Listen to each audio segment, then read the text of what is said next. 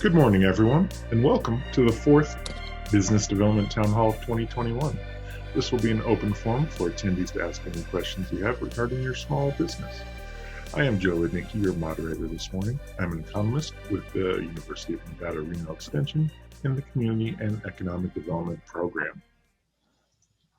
Today's Town Hall, Today's Town Hall will start with a short update from the SBA. We will then have a presentation regarding effective social media strategies. Through the town hall, panelists will answer questions from the audience. To submit a question, please type in the chat or the Q&A your full question. You may start asking questions now, and we will get through as many questions as we can with the town hall ending around 10 a.m. Easy for me to say, I've only said it 40 times. But now let me introduce our panel. Our first panelist is Reyna Mendez. Reyna is a business development instructor for UNR Extension with specialties including marketing and international trade. Good morning, Reyna. Good morning, everybody. Glad to be here. Thank you, Nicole. Thank you, Alfredo, for being here today. And good morning, Facebook. Good morning, Facebook. True. Good morning, Facebook. Our next panelist is Juan Salas, also a business development instructor for UNR Extension. Juan is also an enrolled agent with the IRS with specialties including taxes and finances. Good morning, Juan. Good morning. Good morning. Happy to be here. Thank you.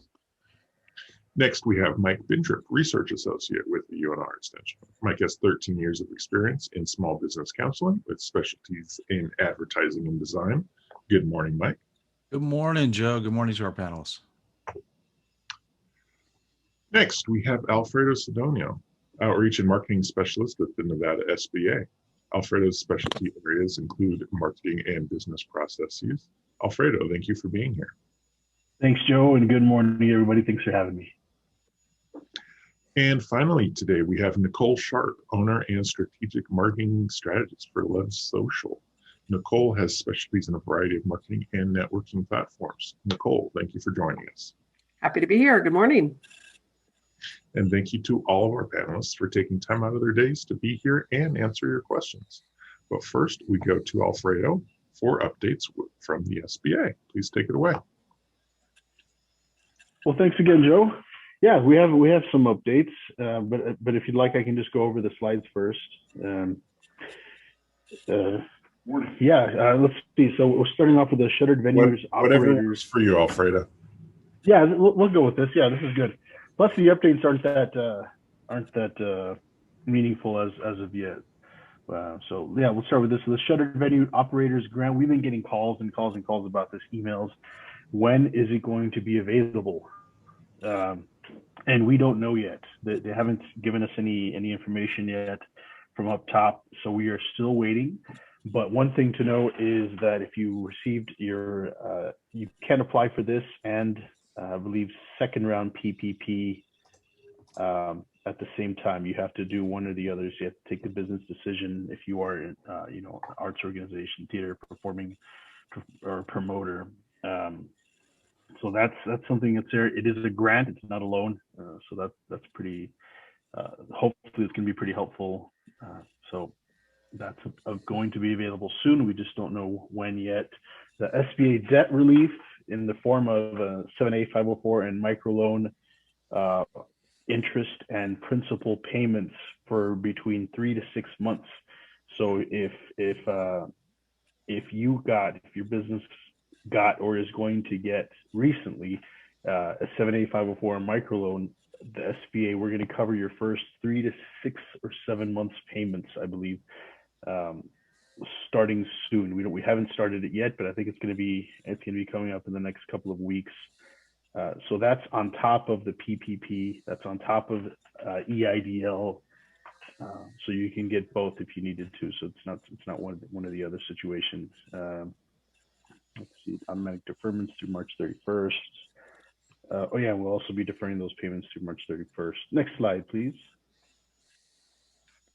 Idle advance, or the idle loan, the economic injury disaster loan. So that's still available. That's still available until December 31st, 2021.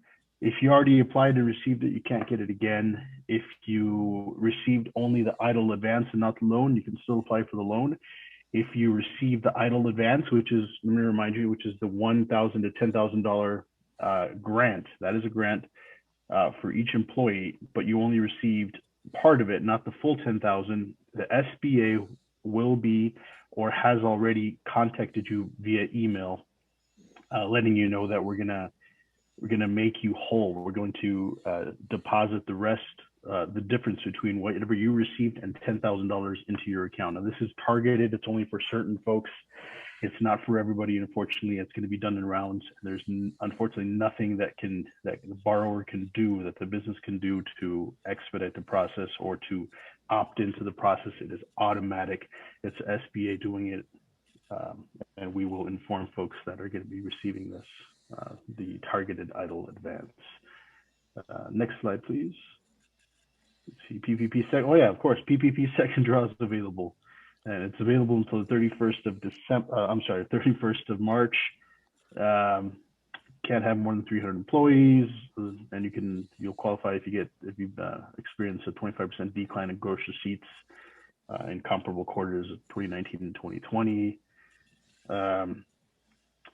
Let's see. So of course it's 2.5 times your payroll, or 33.5 times your payroll if you're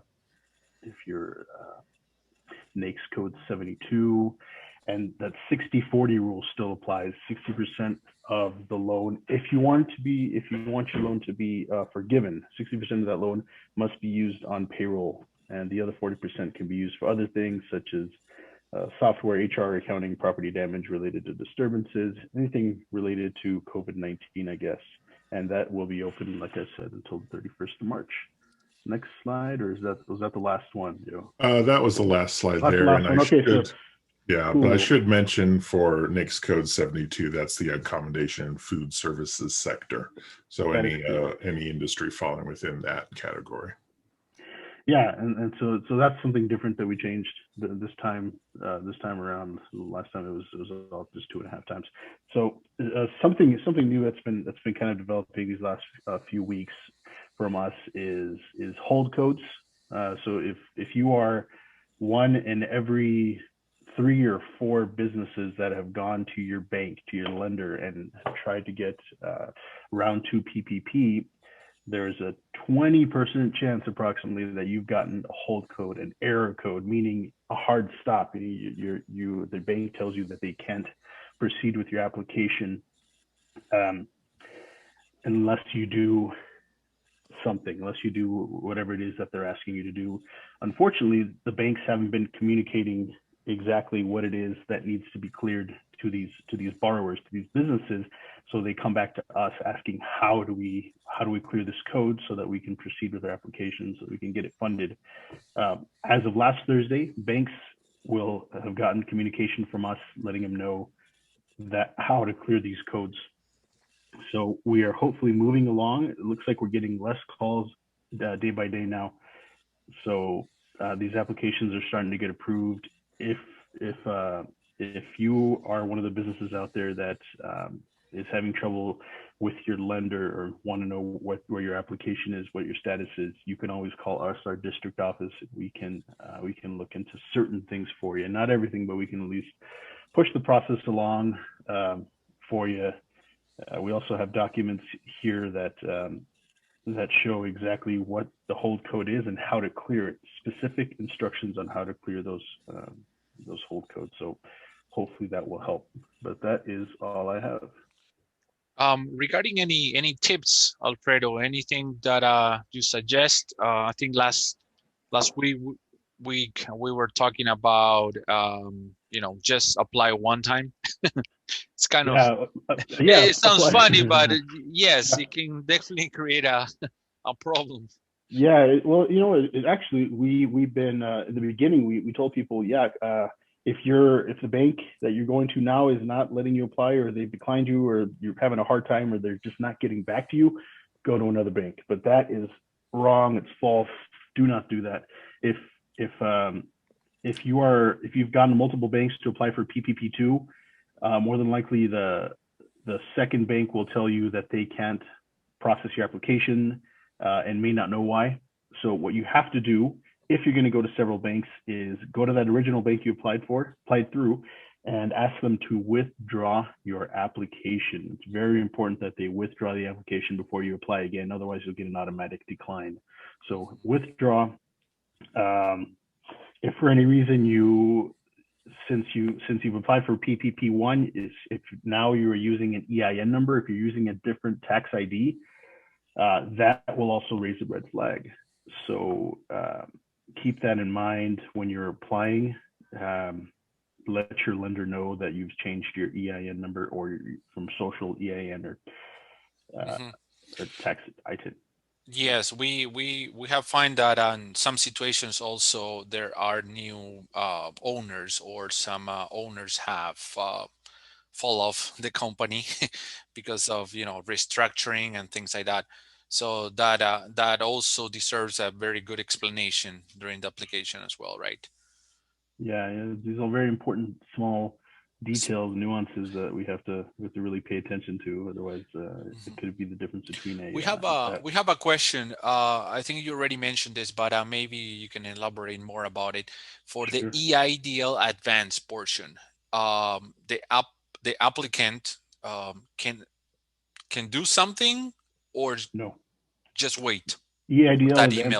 EIDL advance is over. If they are if they fall in the bucket of folks that received part of that EIDL advance, I'm talking they had 5 employees and received $5,000, we will make them whole by giving them the rest of the 5,000 to make it 10. But this is not for everybody. This is only for certain businesses that fall in that qualification, and there's unfortunately nothing that they can do to be included in that bucket. Also, there's a caveat here, you have to also be part of or be within a low income community, I believe. I'm not sure if those. Yes. Yeah, so there's that too. How do you look it up? How do you find out? We don't know yet. So we don't have that information. It should be coming out next week or this week. They said there's going to be a map where you can go and type your address. It's going to tell you, according to SBA, what is a low income community. Some folks should already know, hopefully, but yeah, so you have to kind of fit those designations before you can move forward, before you can so you'll know if you're going to be included or not. But actually, emails were sent out starting last week, so if you haven't received them yet, there's a chance you may not be included in that. So also don't change your email. Keep please don't. Please don't. Just keep your email. Don't change. You change the name of the company. Don't get another domain or cancel your domain. Keep your email and keep your Bitcoin password. Yes, it's kind of very important. Yes, that's a good example as well. No, thank you, Alfredo. And please let us know of any other questions. Reyna is checking out the Facebook, and we're checking out here in Zoom. So let us know if you have any more questions for Alfredo. Alfredo, any contact information for you? Yeah, I was actually about to type that into the chat right now, but I'll go ahead and just say it. It's I'm giving you my work cell phone. It's 202-941-8150. That comes directly to me. 202-941-8150 and NVDO@SBA.gov. That NVDO stands for Nevada District Office at SBA.gov. I'm going to type that in there. So it looks like someone's already. We already got it. All right. There's a whole team behind. Yeah. Invisible hand. You guys are efficient. Thank you. Yes. If you think about it, we already type it in Facebook. Yeah. So please reach out to us. Really, we mean it. We want to be able to be there for folks when they need it, when they need help from us. We don't want this process to be any more difficult than it already is. So thanks, everybody. Thanks. Thank you very much, Alfredo, and thank you for your and the SBA's continued support of this endeavor. We do greatly appreciate it. It's our pleasure. But now we will go to Nicole with our presentation on effective social media strategies. So Nicole, please take it away and just let me know when the slides need to be changed. Hey, hi. Well, good morning. For those of you I have, I'm sorry. Yep.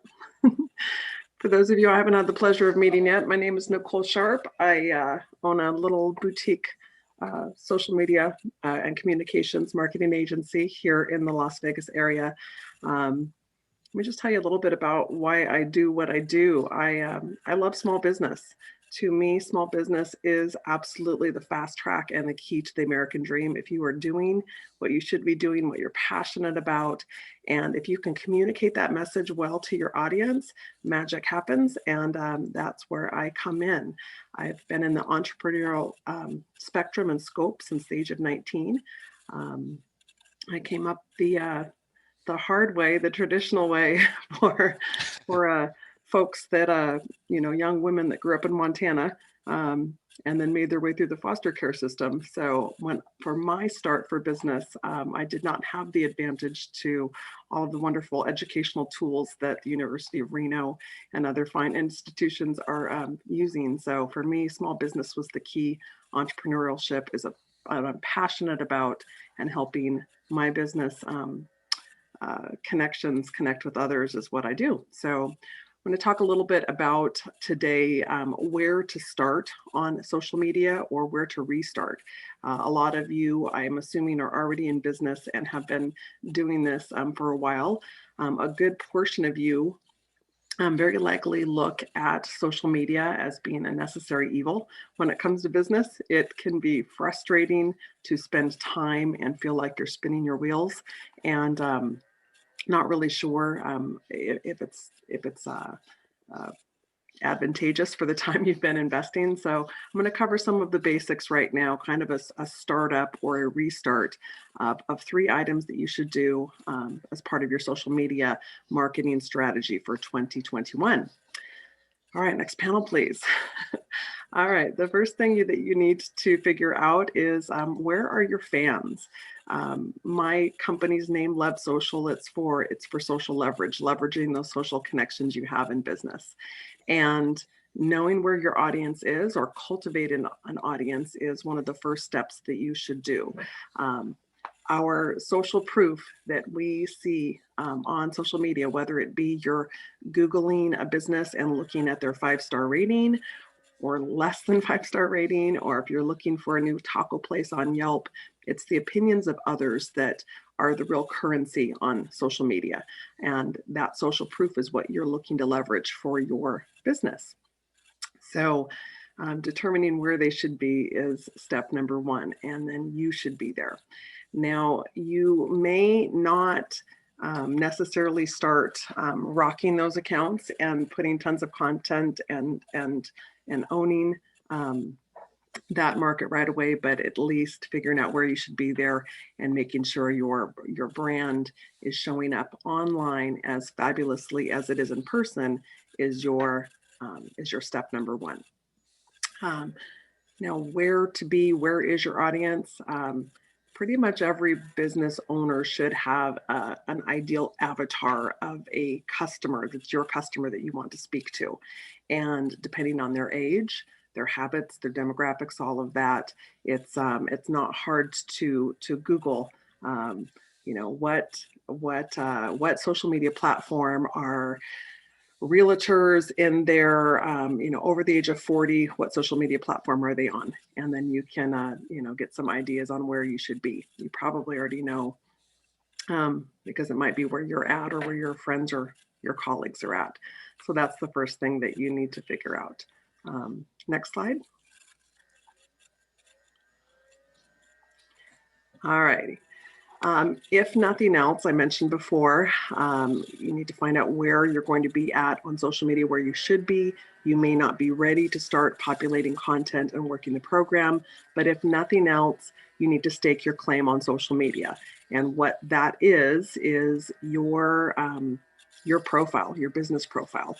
If your name of your company is unique, and it needs to be unique enough in social media to stand out. If nothing else, every single social media account that you think you might want to be on or should be on, or maybe it's an up and coming one that seems like the teenagers and the young kids are there, but oh, we're never going to do business on TikTok, right? TikTok is just for kids. Well, guess what? lots of businesses happening on TikTok now. So if you don't have your business's name locked in and owning that, for example, one of my clients is the Las Vegas Mini Grand Prix. And, you know, the first thing that I did as soon as TikTok became to be popular was to go into TikTok and claim that. The last thing that I want as a marketing person, or you want as a business owner, is for someone else to have your brand identity online. Think about your social media account, every account that you're going to be on.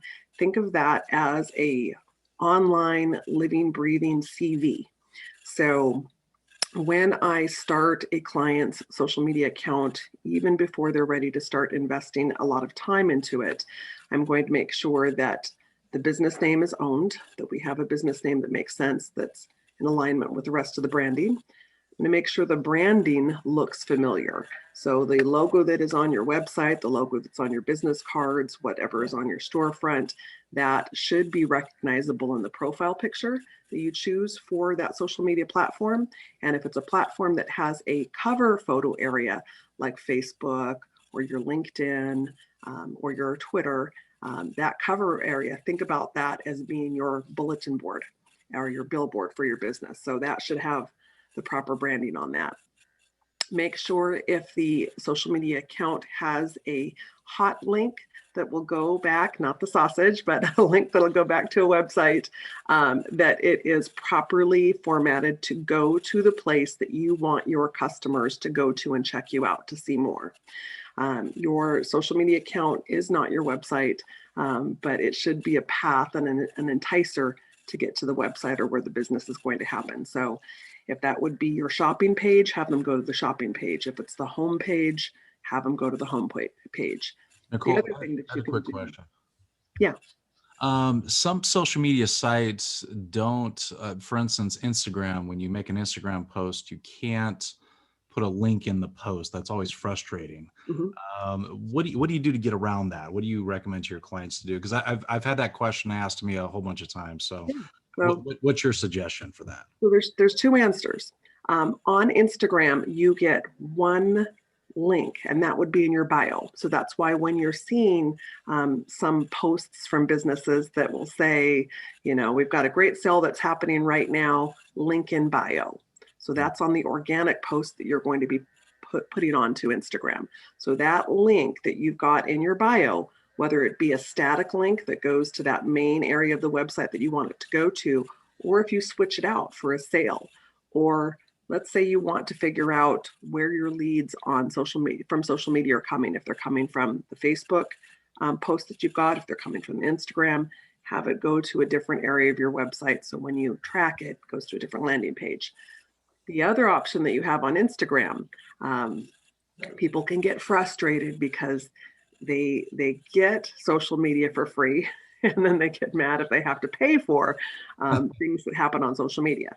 Instagram will give you as a business owner as many free posts on your wall, on your Instagram feed, and in your story, and now in your IGTV, which are extended videos on Instagram, or Reels, which is kind of like Instagram's version of what's happening on TikTok. Okay. But if you want to have a clickable link within a post on Instagram, then you just have to pay for it. And that's a promoted post or a paid post. And you can either initiate that post from Instagram, and when you go to post it, there's a little button now that'll slide over that says create a promotion. Or if you are driving your promotions from your Facebook ads manager, you can click a little link to link it to your Instagram feed as well. So it can show up on the post. And some of the posts, when you're scrolling through your Instagram, you'll see it'll say sponsored. And then when you touch the screen, there'll be a little bar that comes up that says learn more. And that's your opportunity to put a link in that post. Awesome. Thank you. You're welcome.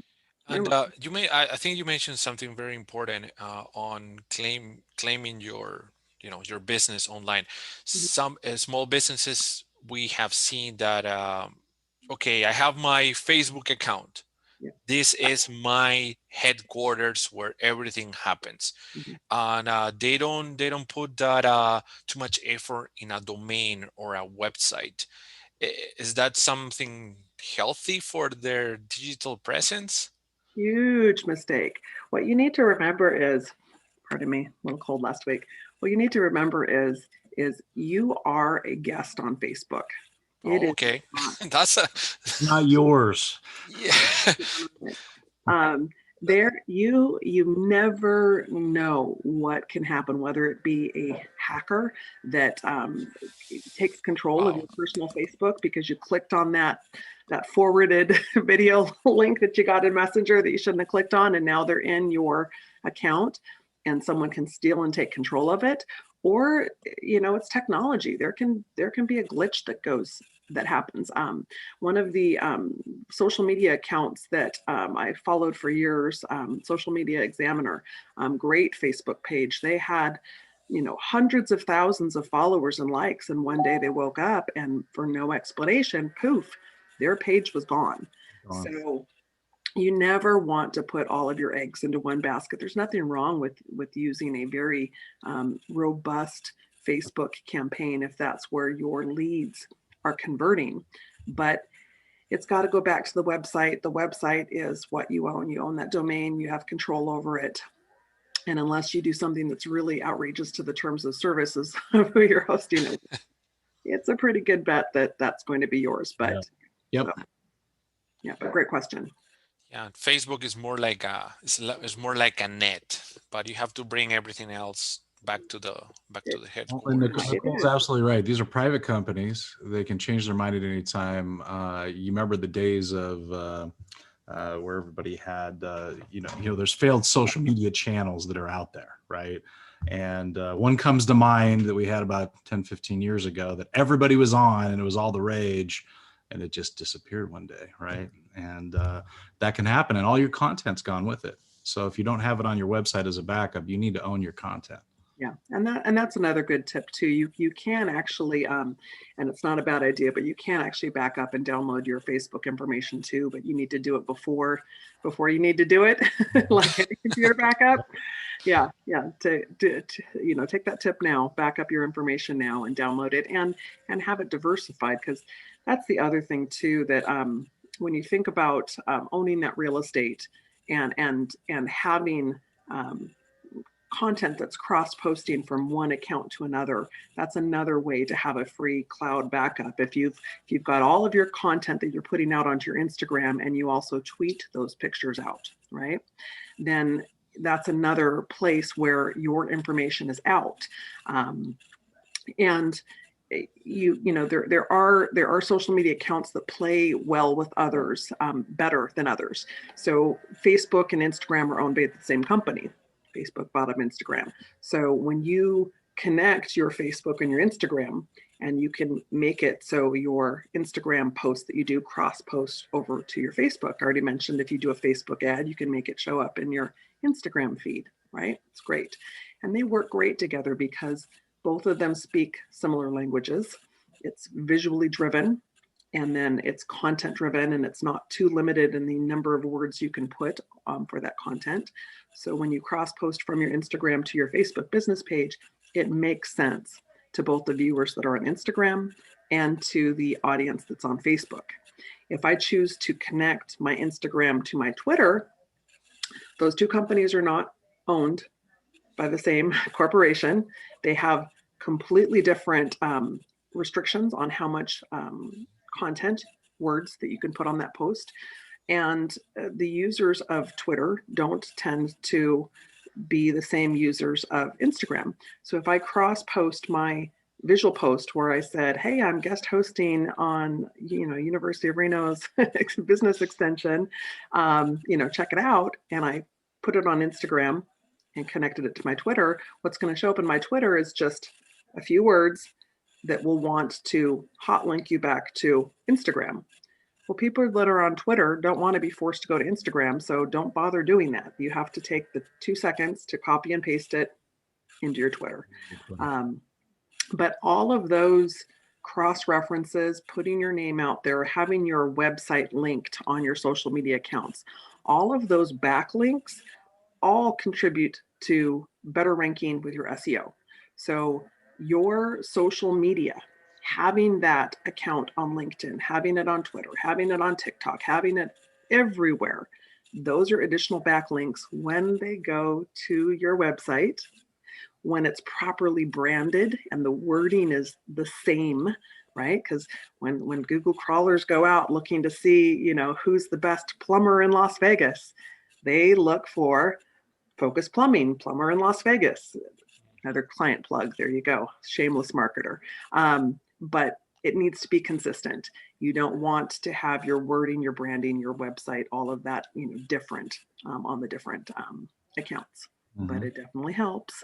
And it protects you from future, you know, brand infringements and for having to pay for it. We've all, you know, read those stories. How do you protect you know, that and avoid some brand infringements? We always see the little R, you know, on some of the websites or copyrighted. Is that something simple?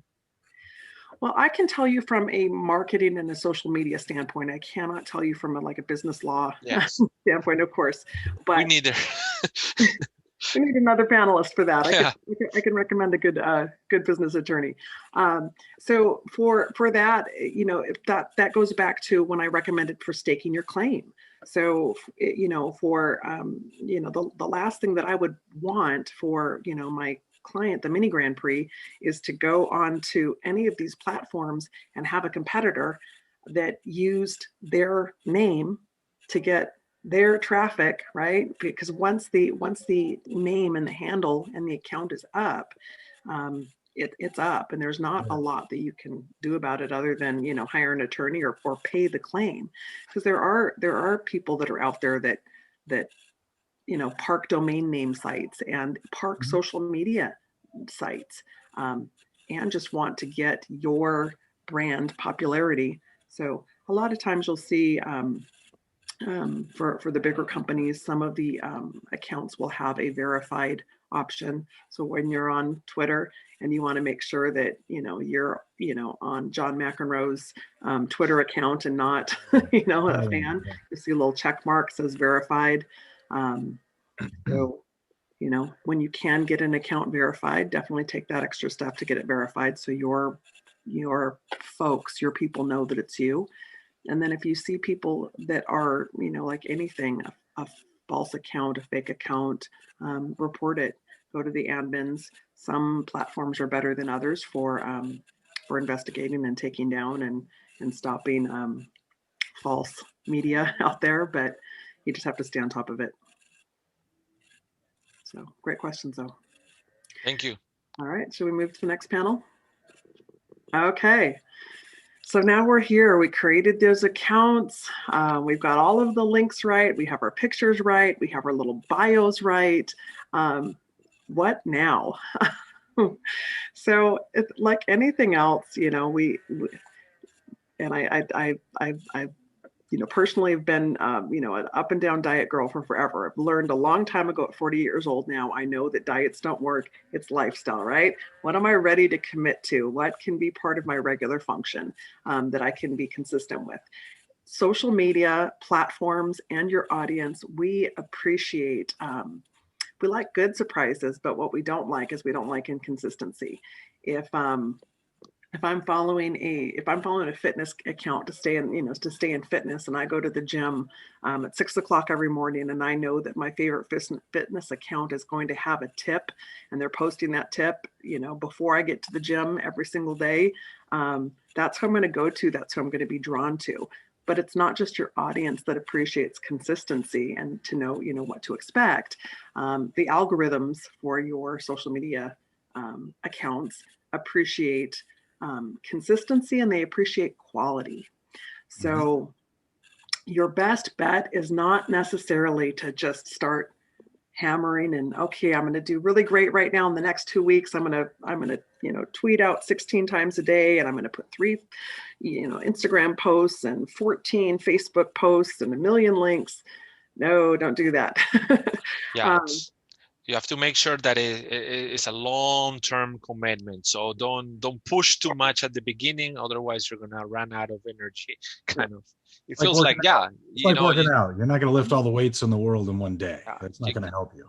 And pay attention to the results too. If you start going to CrossFit and your knees hurt, you're not losing the weight you want, your cardiovascular is not increasing, maybe CrossFit wouldn't be right for you. How does that equate to social media? Well, every social media tool for businesses, for business owners, has an analytics function. So if you can't find your analytics function right now on your Instagram account, guess what? You've got a personal account. You don't have a business account. And you have to convert it. But once you have that access to those analytics, look and see what posts got engagement, what posts got good organic reach. If you find that that video clips are doing really well on your Instagram, you should do more video clips. And that's just, goes without saying that you need to look and see what you did. Was it a time of day thing? And you can look at your audience, who am I connecting with when I put these food pictures out on my winery client and there's lots of charcuterie, who's engaging with that? Okay, my ladies are engaging with the charcuterie and my fellas are engaging with the cider. So who do I want to hit that week? And who do I want to reach? Facebook, all of the other accounts, they're like any other good business. They want to give consumers what we want. And if we as guests on that platform are not giving them what they want on our business pages, Facebook is not going to send our information out organically. You can pay for it, but again, if it's not good content that people are liking and engaging and using, there's no point in paying for it. And that's in Facebook, we are very familiar with the likes. Oh yes, I post something and I got 10 likes. But do we have to dig further than that? Maybe the 10 likes were from family and friends. Mm-hmm. So is that something that we should look into in more detail? Yeah, some other tool? Absolutely. Because we want likes, but our goal is not to become Insta famous. Most of us, our businesses are not going to increase revenue on becoming influencers. Maybe, but what we want is we want to reach the customers that are converting, right? That are converting to conversations, that are converting to sales. That's what we want. So depending on the platform, you can really expand it out. I can go into Facebook, for example, and click on my insights. On the insight overview, you scroll down past where it shows you, how many new likes and actions on page and reach and video views, and then you'll see a list of the posts that you have. If you click on those posts, you'll see when you expand it and open it up, not just how many likes, it'll show you how many likes were on that post, how many likes happened on your post shares. So, I'm getting tons and tons of engagements on post shares. Who's sharing my posts? That's when you look for those influencers. Maybe it is your Aunt Mary that is sending it out and getting lots of engagement, but if your business is, a coffee shop in Las Vegas and Aunt Mary's in New Jersey, okay, thanks, Aunt Mary. It doesn't hurt, but who's that influencer that could share out that information here in the local market? And then that's when you start looking at influencers and woo them. So which one of your friends is having coffee all the time? Well, invite them into your coffee shop and give them a free cup of coffee and, see if they'll post about it, see if they'll Yelp it out and tweet it out and Facebook it out. Yeah, we have heard that some small businesses, after moving remotely and couldn't talk with clients directly, they feel like they say I lost my best tool.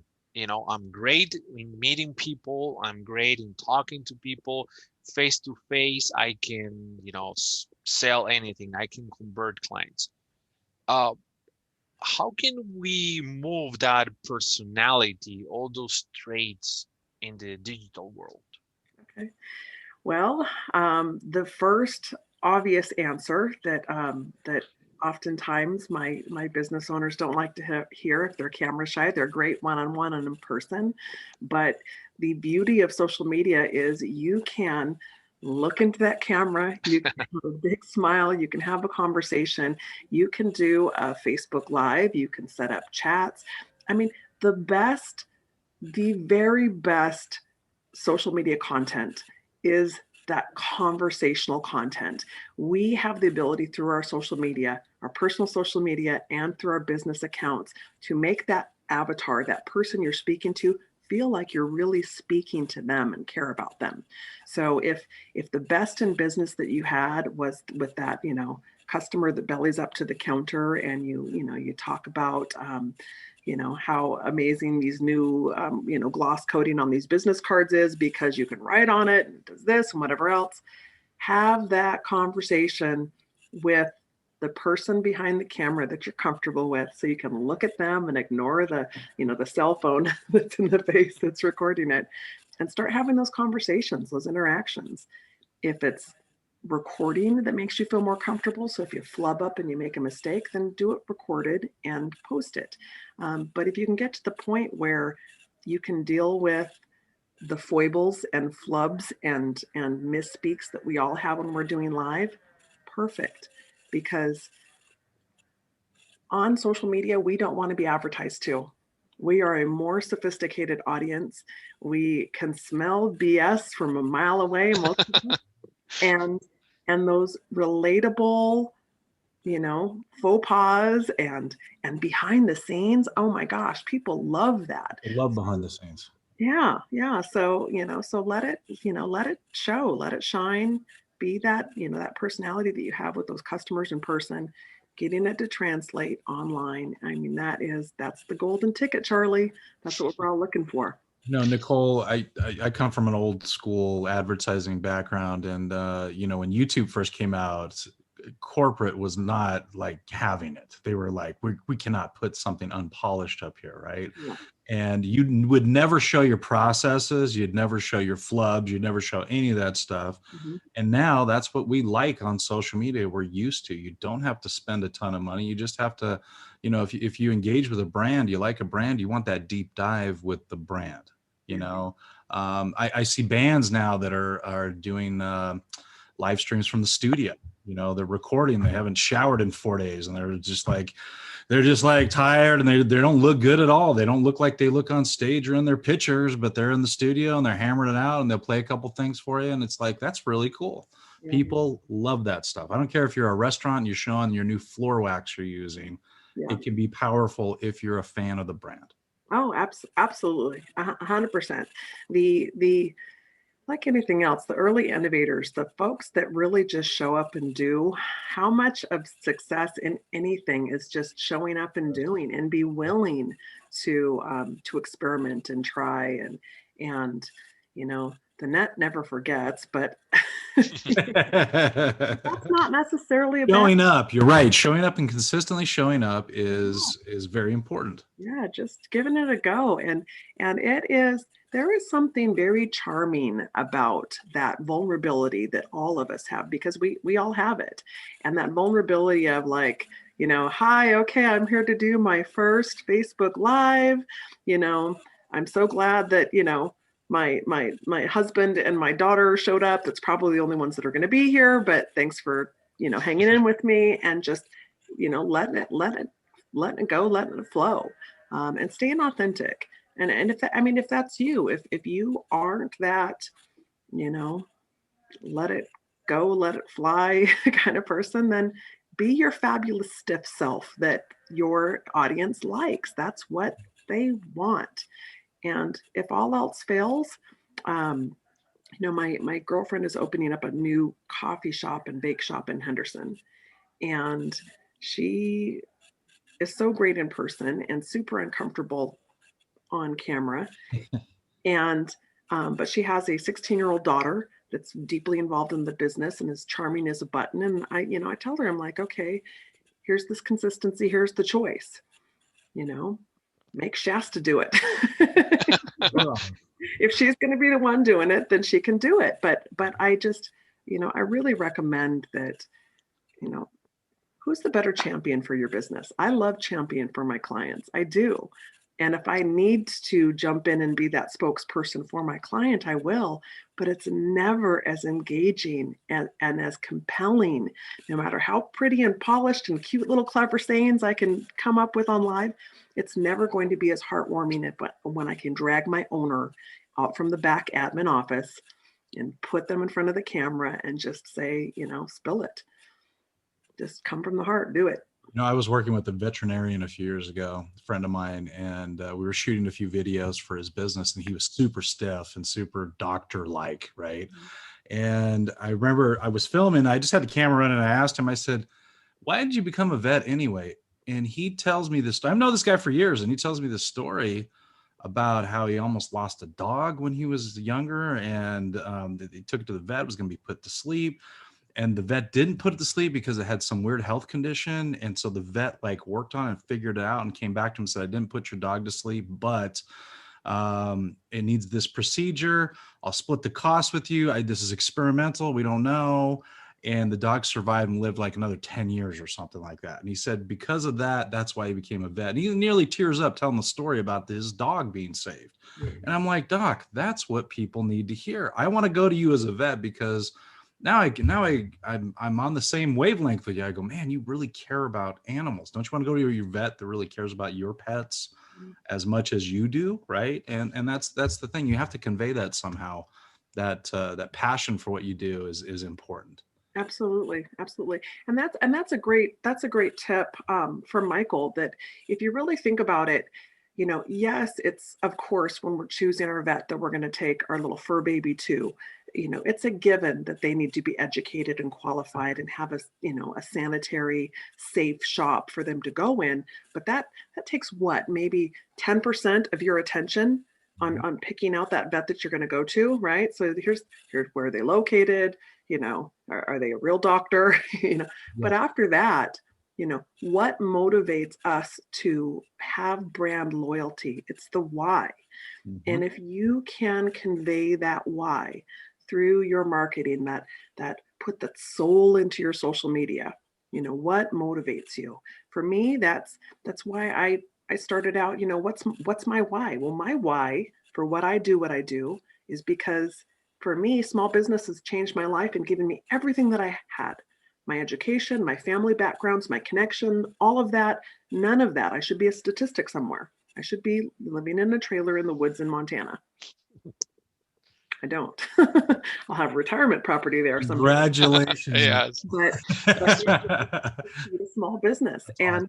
And seeing my friends in business, because we all have those friends in business, like that vet and you love, and they're so good. This is the vet that should succeed. But if his or her marketing and message is not as strong as the mediocre shop down the street, the mediocre shop is going to thrive while the other vet barely can survive, it seems. So getting that message out there, that why, communicating so people know who you are, what you're about, how they're going to feel. If you can get people to feel online the way you want them to feel when they come into your business and they connect with you, you've won. Everything else is just a matter of consistent tools that you use in order to convey that message. Before the town hall, we were talking, and you mentioned the commodity of conversation. Yes. What a powerful phrase, and I think some businesses that have pivot, I have converted into digital, they're ready to grow. They are ready to start growing their business and being successful. We have some examples here in town that are businesses that are exploding, and a good element of that growth is the social presence. Yeah. So absolutely. Yeah, let us know how can we leverage on that commodity of conversation. Okay, that's great. Well, again, if you are, if someone asks me a question, right? If someone asks me a question, I can answer that question with a yes, I can answer it with a no, or I can answer it with another question, right? Where are you located? Well, I'm at 4725 South Tropicana. Great. Or you can say, well, I'm at 4725 South Tropicana, but I also have a studio that's in Summerlin. You know, what's the best location for you? Where are you located? And you continue that conversation.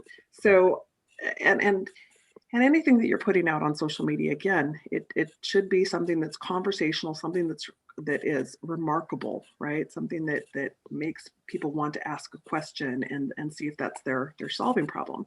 You know, I mentioned the mini Grand Prix before. I started with them a year ago, January of 2020, right? And we all know what happened just a few months later, went into shutdown. Well, and I was, you know, thrilled to go and work for that business because I saw what they were doing on their social media, which was more traditional. It's a business that's been in town for almost 30 years.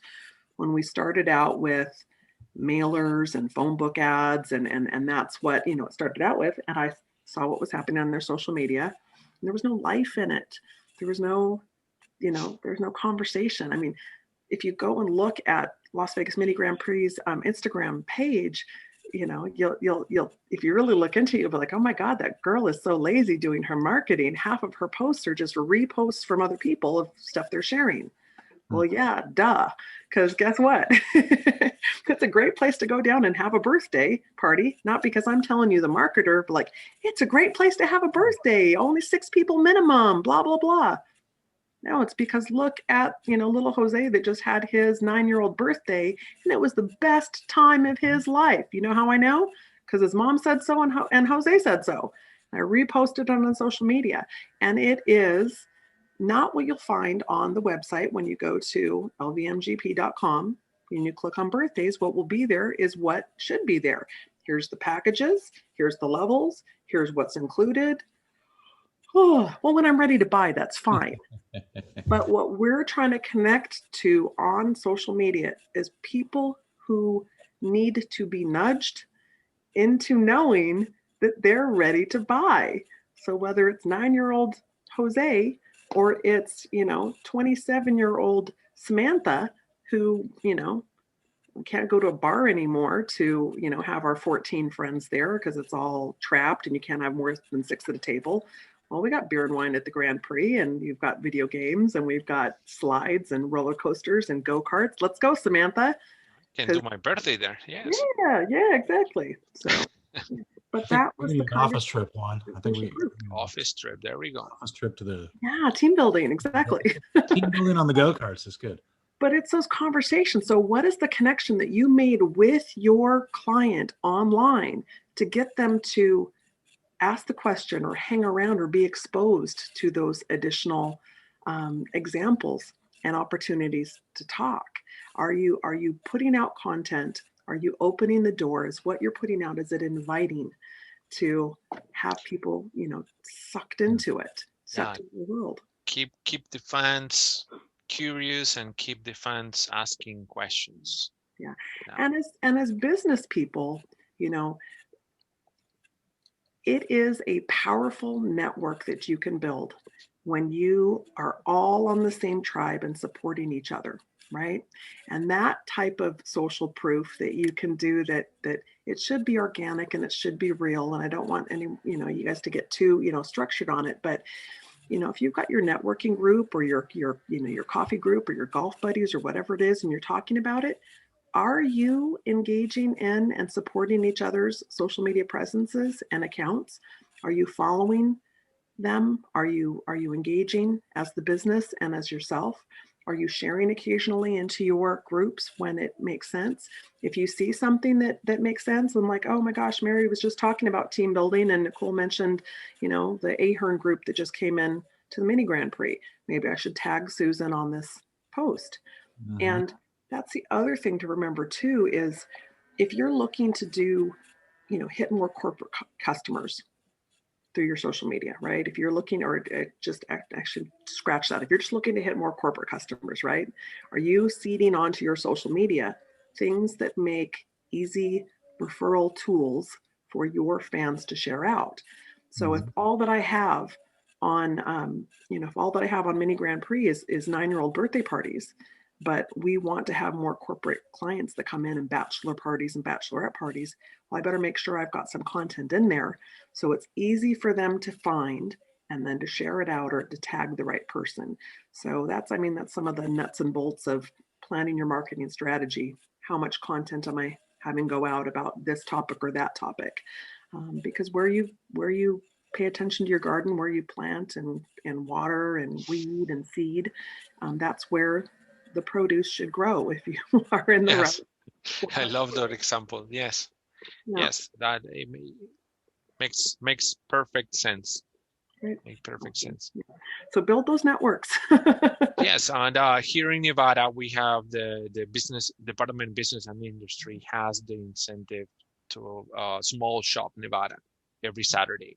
So definitely, you can refer other businesses. Share the business that you really like. Yeah. Help them out. Absolutely. As a consumer as well. Absolutely. Yeah. Reyna, do you have everything good in Facebook? I think we're good. Joe is back in the camera here. So that means we're running out of time. I had one more question, Nicole. Yes. Nicole, tell us about blogging.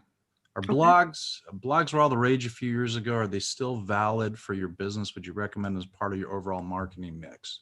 Yes. That was easy. People may not be reading the blogs as much. Part of the little, thing that I had on one of the last slides was multitasking your marketing. And blogs are necessary. Blogs will always be necessary because it's more words, it's more content for the Google crawlers to crawl over it and figure out what your business is about. But within that blog, as someone, whether you're doing your own marketing or hiring someone out. So, for example, I have a great attorney client, right? Well, I'm not an attorney. There's not a lot that I can do as far as, learning how to be an attorney overnight if I'm going to represent her. So for her, what type of business are we looking to get? Okay, I need you to write a blog about it, and we're going to get some pictures that relate to it. Well, I can be pulling content from that blog that can be seeded into my posts that are going to be going out, whether it be that blog link that goes out to LinkedIn for our LinkedIn clientele that will generally read more than our Instagram and our Facebook clientele, right? Little nuggets that are in there, and then reinforcing what's in that blog on your social media and using that as a content tool as well. Everything should be multitasked and looping back, and you want it to be fresh. But yes, blogging is still important because SEO is so important. What people are Googling. It's your content. It's your content, right? Yeah, absolutely. Makes you and there are people that will go certainly beyond the image. Lots of people will not go beyond the image these days. Just okay, you're a veterinarian, I'm going to go there. But a lot of people want to know, well, I want a specialist that's in dogs with skin conditions. My dog has sensitive skin. Okay, this doctor in Las Vegas has been talking about, changing your dog's diet so it doesn't scratch its fur off. That's the doctor that's going to resonate with me. So yeah, it's important. Good question. All right. Well, thank you. But we are running a bit short on time here for today. But Nicole, I know that you wanted to promote a networking thing. So please. I'm going to go ahead and put it out, my contact information in the chat if anyone wants to grab it. Speaking of conversations and helping people in business, for myself, I've gotten to the point of where I'm really not taking on more clients. I like to keep the value and the quality up for the clients I have, but I love helping those in business. And one of those ways that I'm helping people in business now is by hosting a new local networking platform called mainstreet.com. I would love for you to hashtag meet me on Main Street or connect with me on LinkedIn, on my Facebook, wherever it might be. And then we can continue the conversations there, introduce you to more people of your team. And I love having. And this is local, right? Local. Yes. My two meetings that I host a week are local. The platform Main Street is a brand new national campaign that launched. There's a few other cities too. So if your business is more beyond Las Vegas, there's additional cities you can look at. But I'd like you to visit my meeting and tell me what a great job I did on this campus. That's my thank you. Thank you very much, Nicole.